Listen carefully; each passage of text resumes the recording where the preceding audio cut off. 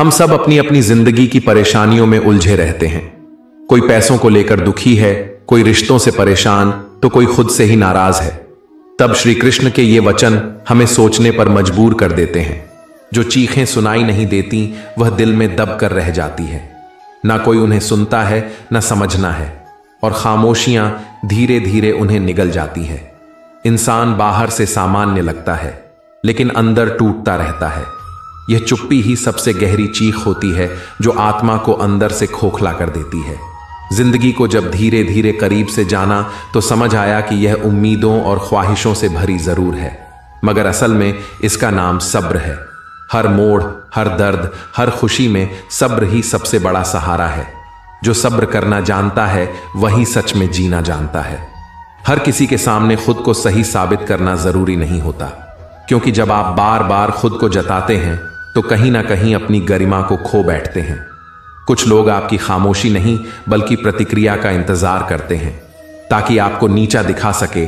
ऐसे में चुप रहना ही सबसे मजबूत और गरिमापूर्ण उत्तर होता है।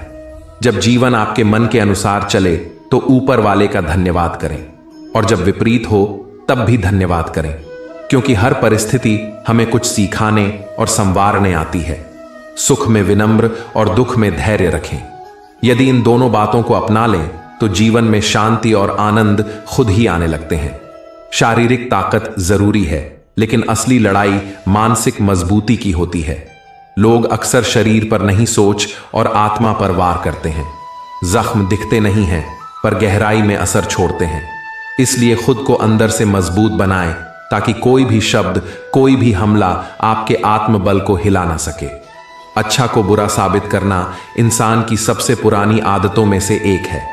दुनिया अक्सर उन पर सवाल उठाती है जो सच्चाई और ईमानदारी से जीते हैं। उनकी सच्चाई को कमजोरी समझा जाता है, और कई बार को झूठ को सच का लिबास पहनाकर उन्हें बदनाम करने की कोशिश की जाती है। आप जीवन में कितनी भी सफलता या संपत्ति हासिल कर लें, लेकिन जब तक आप खुद से जुड़ाव महसूस नहीं करते तब तक सब अधूरा लगता है। आत्मसंतुलन और भीतर की शांति के बिना बाहरी उपलब्धियां भी खुशी नहीं दे सकती। असली साथ खुद का होना चाहिए। जब अपने ही लोग आग लगाने लगे तो अंधेरे को रोशनी नहीं रोक सकती। अपने जब मुखौटे पहन लें तो दुश्मन की जरूरत ही होती नहीं रहती। शेर कितना भी ताकतवर क्यों ना हो, अगर अपने ही धोखा दें तो मैदान में भौंकते कुत्ते भी जीत जाते हैं। असली हार बाहर से नहीं, भीतर से होती है। पहले वक्त था जब चीजों की कीमत कम थी, लेकिन इंसानों की सोच, रिश्ते और भावनाएं अमूल्य थीं। आज चीजें महंगी हो गई हैं, मगर इंसान सस्ते मतलबों के गुलाम और भावनाओं में खोखलापन आ गया है। असली कमी अब मूल्यों की है। मतलबी जमाने से घबराना नहीं, यही तुम्हारी असली परीक्षा है। लोग चाहे जैसे भी हो, तुम अपने इरादों में सच्चे रहो। दुनिया शहद दिखाकर जहर पिलाएगी, लेकिन तुम्हें अपने हौसलों से उस जहर को अमृत में बदलना है। मजबूत बनो और आगे बढ़ो। सोने की कलम विरासत में मिल सकती है, लेकिन अगर यह ना पता हो कि उससे क्या और कैसे लिखना है तो उसका कोई मूल्य नहीं रहता। संसाधन केवल साधन होते हैं। असली ताकत विचारों और ज्ञान में होती है। बिना समझ के सौभाग्य भी बेकार हो जाता है, जो सिर्फ दिखावा बनकर रह जाता है। कभी कभी जिंदगी ऐसे मोड़ पर लाती है जहां बाहर की शांति भी भीतर के तूफान को नहीं शांत कर पाती। आत्मा भीतर ही भीतर चुपचाप टूटती है, और दर्द लावे की तरह दिल में उबलता रहता है। कोई कुछ नहीं देखता, पर हर सांस एक बोझ बन जाती है, और मौन चीखों से भरा हुआ होता है। एक बात हमेशा याद रखना, बोले गए कठोर शब्द, गुजरा हुआ वक्त और टूटा हुआ भरोसा कभी वापस नहीं आता। इन्हें संभालना हमारे हाथ में होता है, क्योंकि एक बार यह चले जाए तो लाख कोशिशें की बात भी पहले जैसी बात नहीं रहती। इसलिए सोच समझकर बोलो और निभाओ। जब कोई इंसान जिससे आप सबसे ज्यादा जुड़ाव महसूस करते हैं अचानक चिड़चिड़ा, गुस्सैल या उदास सा लगने लगे, तो जरा ठहरिए और महसूस कीजिए कि वास्तव में वह बहुत सारी जगहों पर आपको बिना बताए अकेले लड़ रहा है। वह अपने दर्द, डर और संघर्षों को शब्दों में नहीं बता पाता। इसलिए जब वह थक जाता है तो उसके नजदीकी ही सबसे पहले उसकी तकलीफों के शिकार बनते हैं, जो आप होते हैं। हमेशा किसी के लिए आपका महत्व एक जैसा नहीं रहता।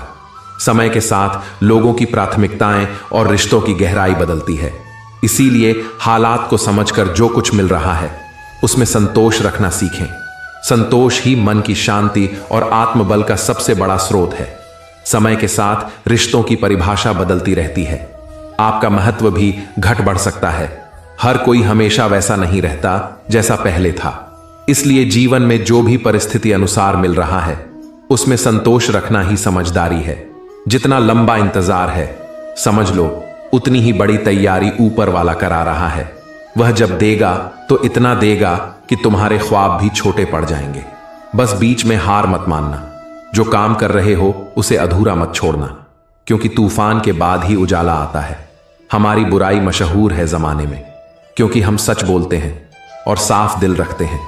फिक्र उन्हें करनी चाहिए जिनके गुनाह पर्दों में छुपे हैं। हम तो वह आईना है जो जैसा होता है वैसा ही दिखाते हैं। हमें बदनाम करना आसान है, समझना बहुत मुश्किल। श्री कृष्ण कहते हैं, कुछ रिश्ते बस नाम के होते हैं, पास होकर भी अपने नहीं लगते हैं।